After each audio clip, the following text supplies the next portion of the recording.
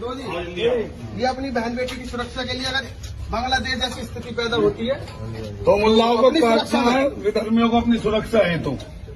जय श्री राम, जय श्री राम। इनके लिए कोई संविधान नहीं है, इनके लिए कोई कानून, कोई धाराएं इनके लिए नहीं बनी हुई हैं। ये कानून, धाराएं, संविधान सिर्फ मुसलमानों के ऊपर अप्लाई होता है।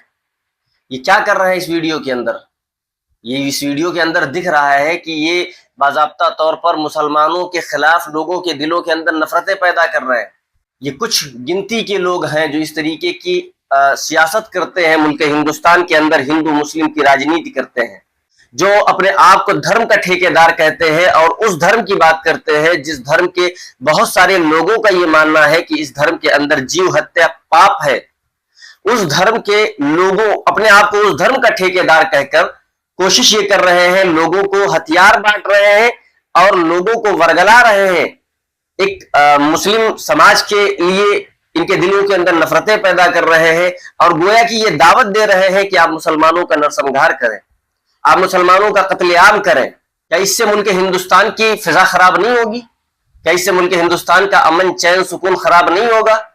क्या इससे मुल्क हिंदुस्तान को आप नफरतों की आग में नहीं झोंक रहे हैं?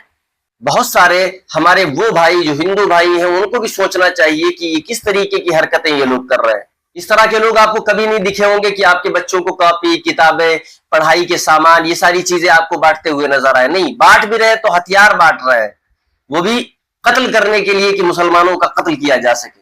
और अगर मान लीजिए कि इनके बहकावे के अंदर कोई लड़का आ गया और फिर उसके बाद उसने कोई हरकत कर दी, वो तो जेल के अंदर जाएगा, उसका फ्यूचर क्या बनेगा, उसका मुस्तकबिल क्या बनेगा? वो गरीब घर का बच्चा होगा और इनके खुद के जो बच्चे हैं वो कभी इस मैदान के अंदर नहीं निकलेंगे। इनका काम सिर्फ और सिर्फ मुसलमानों के खिलाफ नफरतें पैदा करना है। ये वीडियो आप देख रहे होंगे स्क्रीन के ऊपर, इस वीडियो के अंदर आप देखिए कि किस तरीके से इस जैसे लंगर के अंदर खाना बांटा जाता है उस तरीके से हथियार बांटे जा रहे हैं। ये कौन सा धर्म आप सिखा रहे हैं लोगों को? मस्जिदों के ऊपर आप इल्जाम लगाते हैं कि मस्जिदें हथियार रखने के लिए अड्डा बनाया गया हुआ है, क्योंकि तुम्हारी खुद की कंडीशन ये है कि एक जगह के ऊपर पुलिस ने जब रेड डाली तो वहां के ऊपर इतने ज्यादा हथियार बरामद किए गए कि जिससे आंखें खुली की खुली रह जाएंगी। आप देश को किस डायरेक्शन में लेके जा रहे हैं?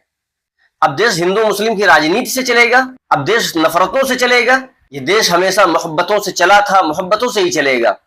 जिस तरीके से मुसलमान अगर कोई जुल्म करे और मुसलमान कोई गलत काम करे तो उसको सजा दी जाती है, उसका इनकाउंटर किया जाता है, तो इनके लिए भी तो कोई सजाएं हैं, इनके ऊपर भी तो कानून लागू होता है। लोगों के जहनों के अंदर ये सारी चीजें इसलिए भर रहे हैं ताकि कोई महंगाई के ऊपर बात ना करे, कोई बेरोजगारी के ऊपर बात ना करे, कोई करप्शन के ऊपर बात ना करे, कोई पेपर लीक के ऊपर बात ना करे।